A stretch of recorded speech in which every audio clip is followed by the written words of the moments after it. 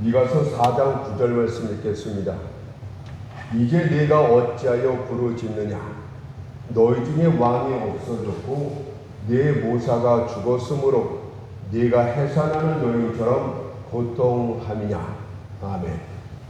오늘은 이 본문 말씀을 통하여 네 모사가 죽었느냐? 이런 제목으로 하나님의 말씀을 살펴봅니다. 모사가 죽었느냐? 우리 주님의 인격적 신비는 너무도 심오하기에 하나님의 계시적인 빛이 없이는 누구도 그를 알 수 없습니다. 그분은 연구 과정을 통해서 발견할 수 있는 분도 아니고 이성으로 식별할 수 있는 분도 아닙니다. 그래서 마태복음 16장 17절에서 이렇게 말씀하셨어요. 바요나 시몬아, 내가 복이 있도다. 이를 내게 알게 한 이는 혈육이 아니요 하늘에 계신 내 아버지이시니라. 따라서 우리는 주님 발 아래에 앉아 이렇게 기도해야 합니다. 주 예수여, 당신을 알 수 있게 도와주옵소서. 우리로 당신에 대한 지식과 은혜로 자라게 하옵소서 라고 해야 될 줄 믿습니다. 성부 하나님께서는 그의 아들의 이름을 여러 가지로 계시해 주시는데 이사야 9장 6절에서 이렇게 기록합니다. 그 어깨에는 정사를 메었고 그 이름은 기묘자라, 모사라, 전능하신 하나님이라, 영존하시는 아버지라, 평강의 왕이라 했습니다. 그리고 오늘 우리가 살펴볼 내용은 그의 두 번째 이름 모사가 되게 했습니다. 모사란 뜻은 지혜자란 뜻도 있고 길을 인도하는 안내자란 뜻도 있습니다. 첫째로 주 예수는 창조의 모사가 되십니다. 요한복음 1장 3절을 보니까 만물이 그로 말미암아 지은 바 되었으니 지은 것이 하나도 그가 없이는 된 것이 없느니라고 말씀하셨듯이 만유가 다 그분의 계획에 의하여 만들어졌습니다. 세상 모든 것들은 저절로 존재한 것이 아니라 그분의 전지전능의 모루 가운데서 만들어졌다는 사실을 기억합시다. 그분의 지혜가 모든 천사의 모습과 크기를, 모든 피조물의 운명을 결정하셨습니다. 하늘로 솟구쳐 오르는 독수리와 땅속의 은신처를 구하는 벌레를 그분의 지혜가 기획하셨습니다.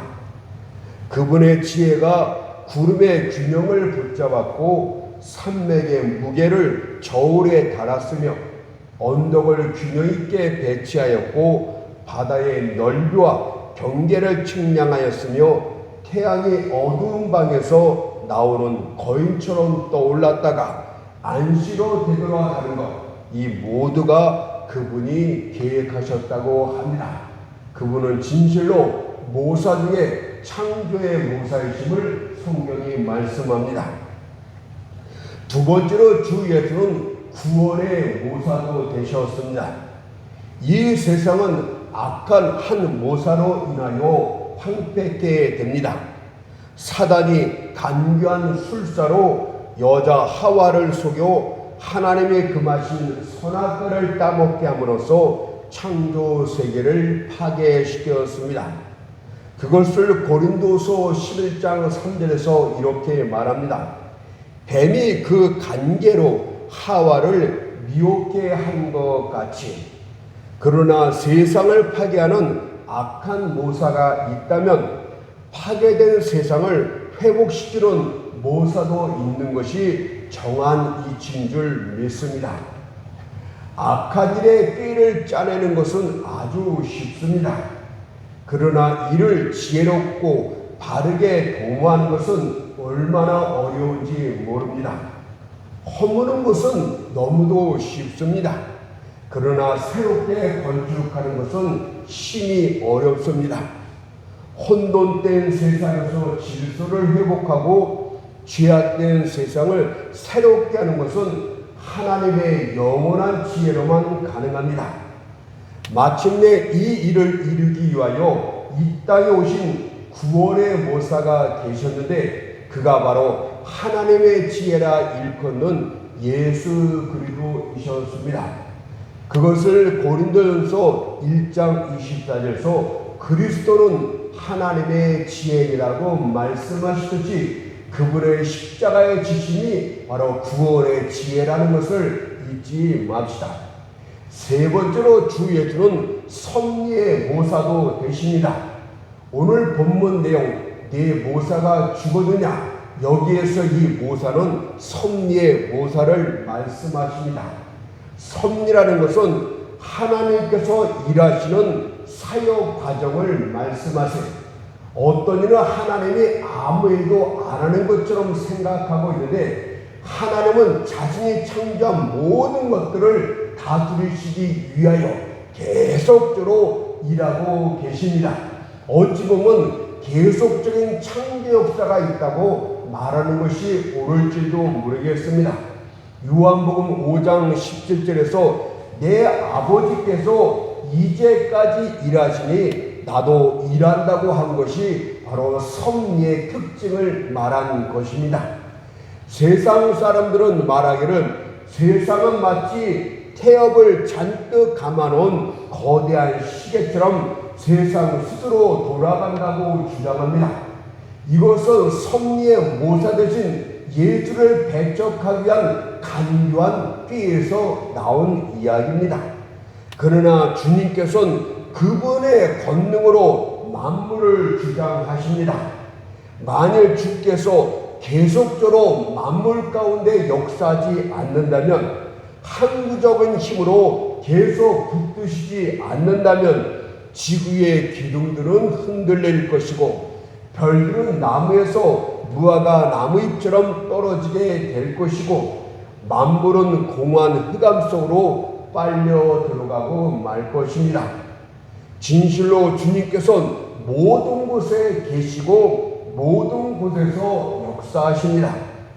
모래들이 영원한 침묵 속에 아무런 움직임도 없는 깊은 바닷속에도 주께서 거하시며 주께서 일하시고 계십니다. 아침 날개를 빌려 바다 가장 먼 곳까지 날아간다 할지라도 거기에는 주가 계시며 주가 일하시고 계십니다. 또한 주님께서는 모든 사건 가운데서 역사하시기 때문에 섭리의 모사다 이렇게 말할 수가 있습니다. 아무리 악한 사건이라 할지라도 아무리 훌륭한 사건이라 할지라도 그분의 손길에서 벗어난 사건은 단 하나도 없습니다. 뿐만 아니라 주께서는 모든 시험 가운데서 주장하고 계시기 때문에 섭리의 모사가 되십니다. 모든 시련들을 그분이 주장하신다면 여러분들은 시련의 때를 악한 때라고 말해서는 안 됩니다. 보물이 사라졌다 할지라도 농사를 망치고 수확을 거둬들이지 못한다 할지라도 원망과 불평을 할 것이 아니라 욥처럼 주님의 섭리를 인정하고 그분을 찬양하는 것이 마땅한 줄 믿습니다. 욥기서 1장 21절 22절에 이렇게 말씀하셨죠. 주신 자도 여호와시요 취하신 자도 여호와시오니 여호와의 이름이 찬송을 받으실지니이다 하고 이 모든 일에 욥이 범죄하지 아니하고 하나님을 향하여 어리석게 원망하지 아니하니라.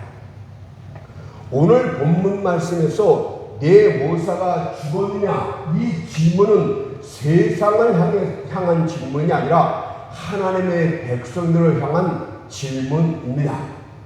본문 배경을 살펴보면 이렇습니다.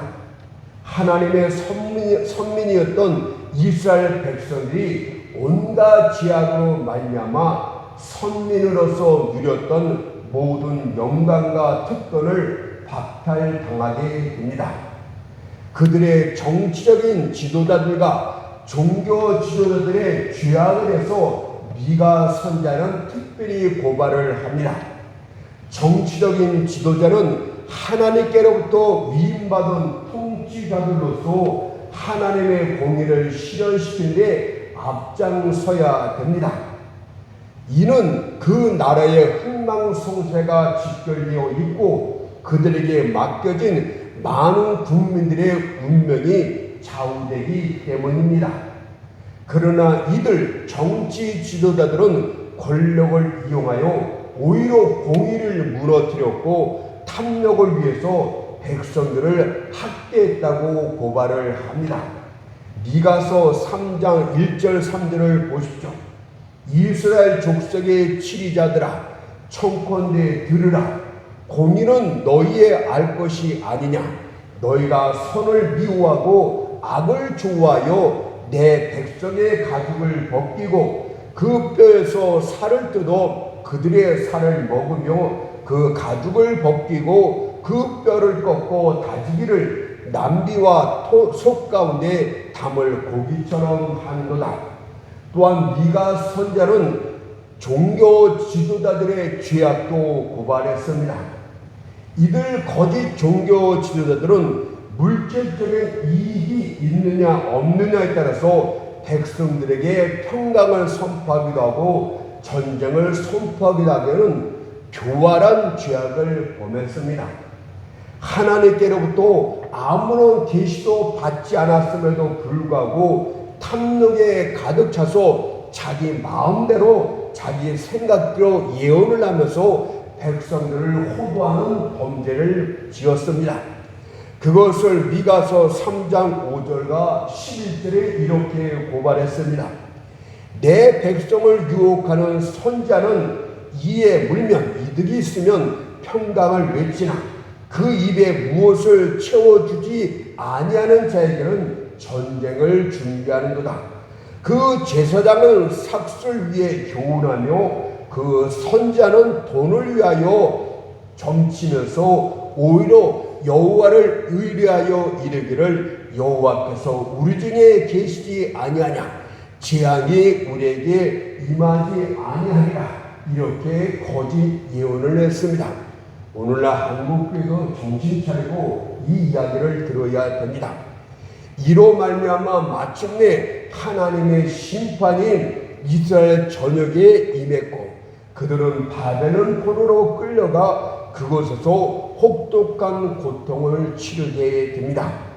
하지만 하나님께서는 이런 무서운 심판 가운데서도 오직 하나님만을 의지하며 그의 말씀대로 살려고 했던 남은 자들을 구원해 내십니다.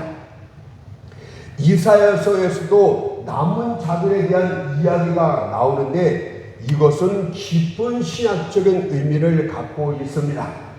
이사야 4장 3절에선 시온에 남아있는 자, 오늘 미가서 4장 7절에선 남은 백성, 온 백성들이 타락한 가운데서도 신실한 하나님의 백성들을 남은 자라고 이렇게 표현하고 있고 하나님은 심판 중에도 이들을 구원하시고 이들을 보살피신다고 말씀을 하십니다.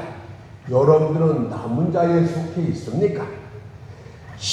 유다의 마지막 왕 시디기야마저 바벨론 포로로 끌려가게 되자 남은 자들까지도 극심한 공포에 빠지게 됩니다. 그래서 하나님의 계시는 이런 신실한 남은 자들을 위해서 용기의 말씀을 주셨는데 그것이 본문 내용입니다. 비록 인간 왕이나 인간 모사는 없어진다 할지라도 영원하신 왕, 위대하신 모사 되신 주님께서 너희와 함께할 것이니 너희는 함께할 것이며 너희를 구원해 낼 것이란 약속이 본문에 있습니다. 미가서 4장 9절 10절을 읽어볼게요. 이제 내가 어찌하여 부르짖느냐. 너희 중에 왕이 없어졌고 네 모사가 죽었으므로 네가 해산하는 여인처럼 고통함이냐. 딸 시온이여 해산하는 여인처럼 애써 부르하여 나을지어다.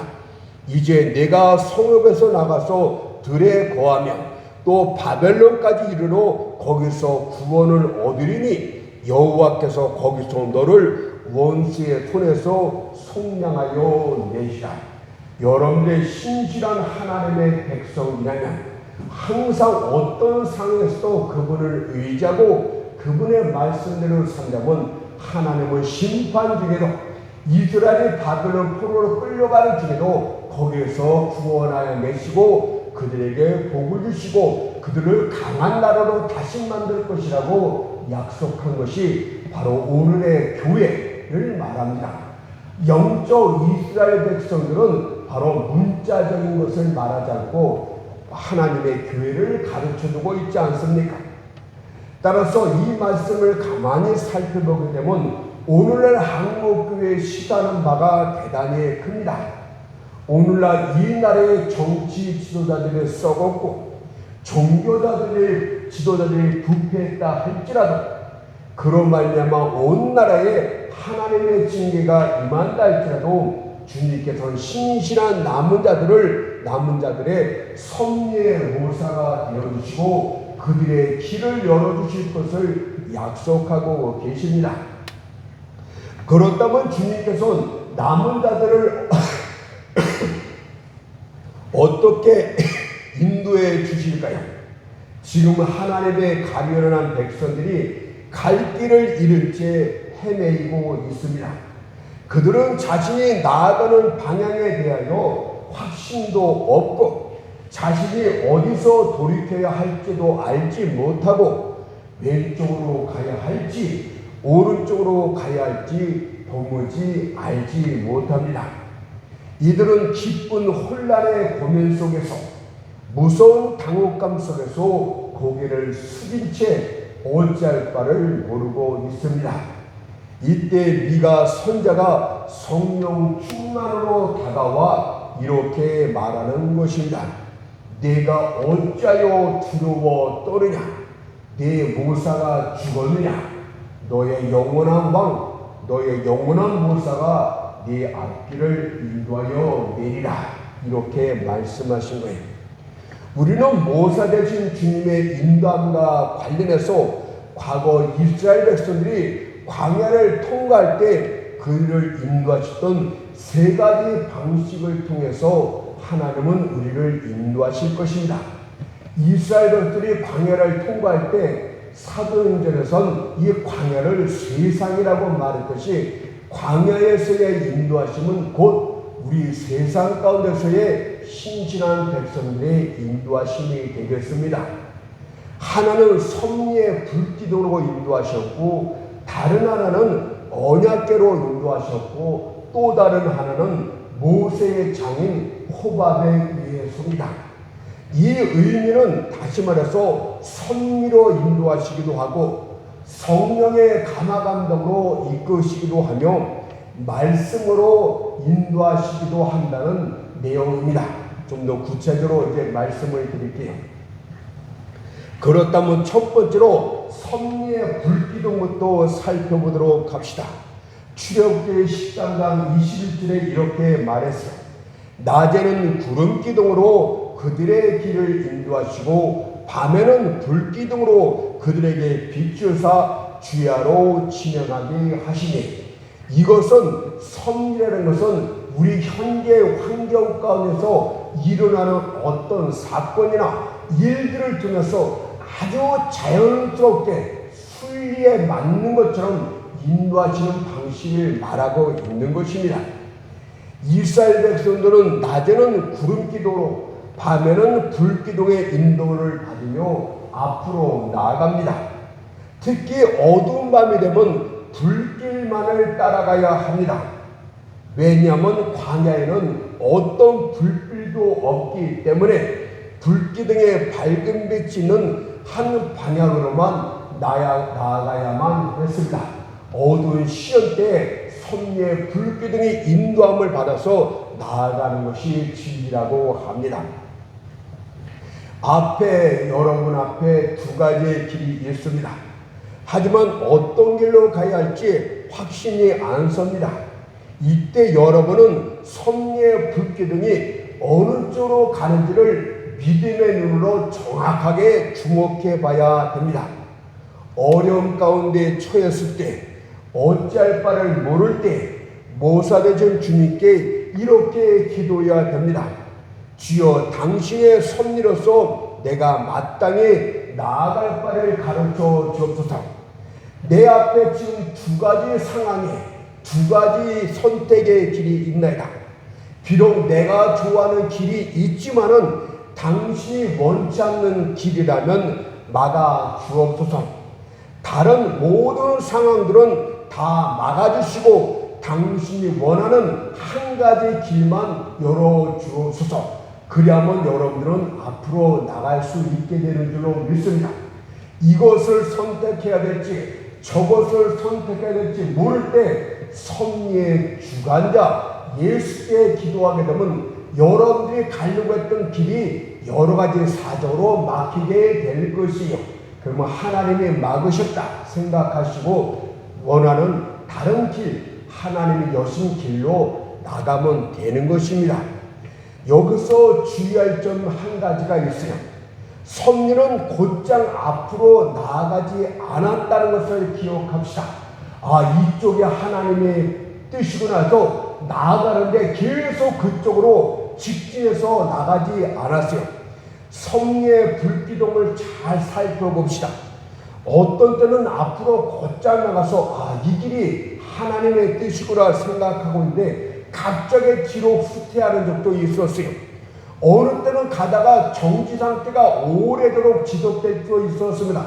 이 길이 아닌가? 앞으로 나아가지 않고 답보 상태에 있으니 하나님이 이 길을 원치 않는가? 이런 갈등도 하겠죠. 또 어느 때는 종잡을 수 없을 만큼 지그재그로 가기도 했다고 합니다. 따라서 섭리의 인도함을 받고 나아가자 할 때는 믿음의 눈을 똑바로 뜨고 거꾸로 섭리의 기둥이 온다 할지라도 믿음의 눈으로 봐야 돼. 이것은 잘못됐구나. 지그재그로 가면 이것은 하나님이 원하는 길이 아니누가. 이렇게 하지 말고 믿음의 눈으로 계속 그것을 바라보면서 옳게 가야 된다고 말씀하고 있는 것입니다. 왜 뒤로 가는 것입니까? 저번에는 앞으로 갔는데 왜 뒤로 갑니까? 왜 갈팡질팡하고 있는 것입니까? 이거 하나님이 잘못 인도하는 거 아닙니까? 이렇게 하지 말고 이성적으로 하지 말고 구름기둥과 불기둥이 그렇게 지그재그로 인도했던 것처럼 여러분은 믿음의 눈을 똑바로 뜨고 환경을 보지 말고 섭리의 불기둥을 보세요. 그 결과는 반드시 바른 길로 인도해서 목적지에 이를 것이기 때문입니다. 시편 107편 7절을 보세요. 바른 길로 인도하사 거활성에 이르게 하셨도다 라고 가르쳐주고 있지 않습니까? 멈출 때는 멈춰야 될 이유가 있는 것입니다. 지그재그로 할 때는 그렇게 해야 될 이유가 있는 거예요. 여러분들이 겁이 많기 때문에 원수들이 앞에 있든지 아니면 앞으로 나아갈 상황이 아직 준비되어 있지 않든지 여러 가지 이유가 있을 것이니까 너무 당황하지 말고 환경을 보지 말고 섭리의 불기둥이 어디로 가는지, 그리고 섭리의 불기둥이 있는 곳에는 항상 뭐가 내렸습니까? 일용할 양식 만나가 내렸다는 것도 주목합시다. 여러분들 멈추어 있을 때도 하나님이 먹이시고 입히신다는 것은 그 길이 옳은 길이다. 내가 바르게 너희를 이끌고 있다. 이것을 가르쳐주고 있지 않습니까? 광야 전체에 하늘의 만나가 내리지 않고 구름기둥과 불기둥이 머무는 곳에서만 만나가 내렸다는 사실, 이런 것을 종합적으로 생각하시면서 섭리의 인도를 받아야 됩니다. 두 번째는 주님의 인도하심은 언약궤였습니다. 이스라엘 백성들이 요단강을 건너 가나안 땅에 들어가자 했을 때 제사장들이 어깨에 언약궤를 메고 강을 밟자 요단강에 갈라져 큰 길이 나타났습니다. 여호수아 3장 14절 16절을 보세요. 백성의 요단을 건너려고 자기들의 장막을 떠날 때 제사장들은 언약궤를 메고 백성 앞에서 행하니라. 궤를 맨 자들이 요단에 이르러 괴를 맨 제사장들의 발이 물가에 잠기자 그 위에서부터 흘러내리던 물이 그쳐서 이렇게 말하고 있듯이 언약궤가 또 그들을 인도했다고 합니다. 언약궤는 예수님의 모형 아닙니까? 근데 언약궤를 맸다는 것은 예수님의 영, 바로 성령의 기름 부으심과 성령의 감화 감동을 따라서 나아가라, 이렇게 가르쳐 주는 것입니다. 어떤 이들은 성령의 감동을 비웃습니다. 그런 것은 단지 느낌에 불과하고 직관에 지나지 않을 뿐이다 라고 비웃습니다. 성령의 감동을 받지 못한 이들은 그것이 무엇인지 전혀 이해하지 못하기 때문에 그렇게 말하는 것도 납득이 갑니다. 하지만 성령의 감화 감동은요, 결코 내가 거부할 수 없는 절대 주권자의 의지가 되겠습니다. 성령의 명령은 육신의 귀로 들려지는 것이 아니라 마음속에서 들려지는 영의 소리가 되겠습니다. 왜냐하면 성경은 성령께서 우리의 갈 길과 모든 것들을 가르치실 것을 말씀하고 계시기 때문입니다. 요한일서 2장 27절을 보니까 너희는 주께 받은 바 기름 부음이 너희 안에 거하나니 아무도 너희를 가르칠 필요가 없고 오직 그의 기름 부음이 모든 것을 너희에게 가르치시며, 예수를 믿고 성령으로 거듭났습니까? 성령이 여러분 안에 내주하고 계시고 그분이 여러분에게 기름 부음을 통해서 갈 길을 밝히시고 모든 것을 가르쳐 주시고 알게 하신다고 말합니다. 마치 따라서 성령의 기름 부음의 인도를 받기를 원하는 자들은 마음이 대단히 부드럽고 민감할 필요가 있습니다.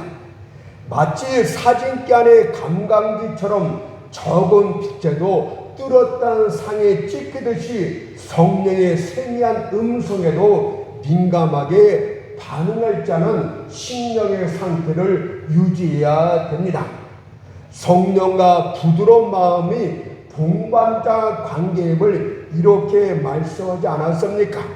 에스겔 36장 26절 27절에 보니까 또 새 영을 너희 속에 두고 새 마음을 너희에게 주되 너희 육신에서 굳은 마음을 제하고 부드러운 마음을 줄 것이며 또 내 신을 너희 속에 두어. 마음이 부드럽고 민감한 자가 성령의 감동과 성령의 뜻을 보게 됩니다. 세상 가운데 깊이 빠진 자들은 성령의 신호를 절대 받을 수가 없어요. 그 딱딱해진 마음이 어떻게 성령의 감화 감동을 받을 수 있겠습니까? 상식 아닙니까? 세 번째는 모세의 장인 호밥의 인도가 있었다고 합니다. 이스라엘 백성들은 언약궤의 인도함과 섭리의 불기둥의 인도함도 받았지만 모세의 장인 호밥의 인도함도 받았습니다. 호밥은 광야 어디에 장막을 쳐면 좋을지 알고 있었고 어디에 야자수들이 자라는지도 알고 있었으며 바위 그늘이 어디에 있는지, 시내가 어디서 흐르고 있는지, 원수들로부터 피할 좋은 은신처가 어딘지를 광야 구석구석을 잘 알고 있었습니다. 거기서 살고 태어났기 때문이죠. 그래서 모세는 그의 장인 호밥에게 이렇게 청합니다. 민수기 10장 30절 31절을 보니까 호밥이 그에게 이르되 나는 가지 아니하고 내 고향 내 친족에게로 돌아가리라 고 말하자 모세가 가로되 청컨대 우리를 떠나지 마소서. 당신은 우리가 광야에서 어떻게 지칠 것을 아나니 우리의 눈이 되리이다. 여러분들, 호밥은 성령의 감동을 받아 복음의 진리를 전하는 복음 사역자의 뚜렷한 모형이 됩니다. 복음 사역자는 성령의 감동과 이끌림을 받는 복음 사역자는 항상 말씀을 통해서 그때그때 시내가 어디 필요하고 은신처가 어디인지 그때그때 상황에 맞는 진리의 말씀을 성령을 개헌해서 말씀해 주기 때문입니다. 여러분들은 설교를 들을 때 마치 목사님이 내 은밀한 사정을 다 알고라도 있듯이 여러분들의 은밀한 처한 상황을 말하기도 하고 거기에 맞는 해결책까지 말씀해 주는 것을 볼 때 저 사람이야말로 진짜 하나님의 선지자라고 고백하게 되는데, 실제로 성경을 보면요, 이렇게 설교 때마다 여러분들의 상태를 말해주고 여러분들의 문제점을 해결해주는 답을 주는 자가 성령의 감동을 받는 진짜 복음 사역자라고 성경이 말하고 있습니다. 그냥 인간 지식을 말하고 정치 이야기를 하는 자들은 아무 시할 데가 없어요.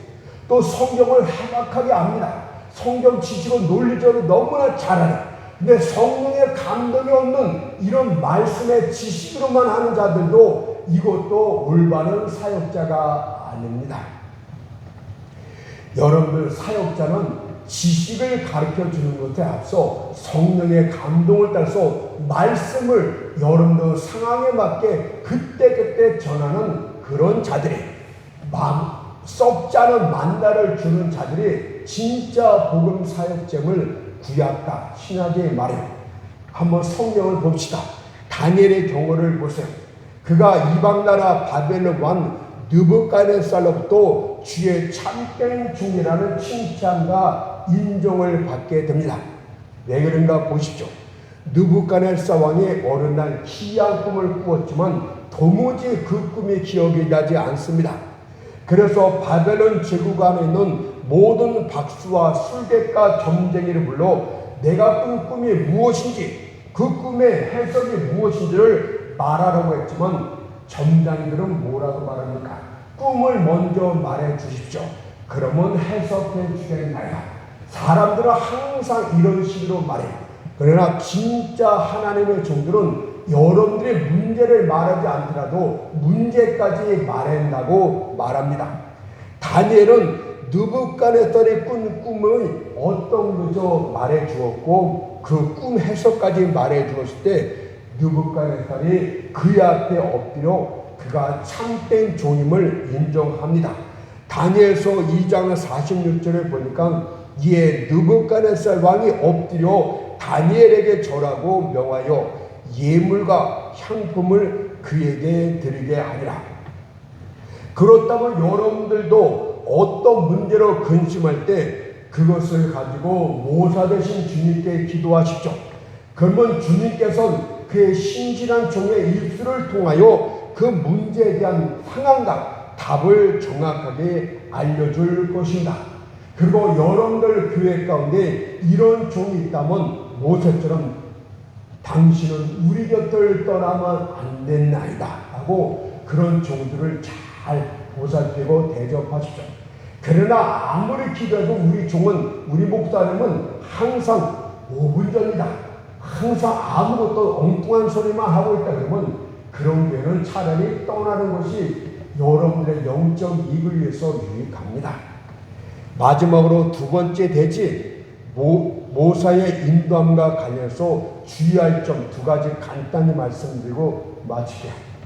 첫째는요, 마음에 이미 결정을 하고서 모사의 인도를 다시 받고자 하는 자들은 크게 실수하는 것입니다.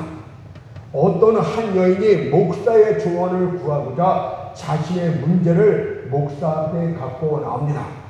목사님은 그 여인의 이야기를 듣던 중 이미 그녀가 마음에 어떤 결심을 하고 있는지를 알게 되었습니다. 목사님은 그녀의 이야기를 다 들은 후 이렇게 말합니다. 밖에 나가서 종을 치는 소리를 들어보십시오.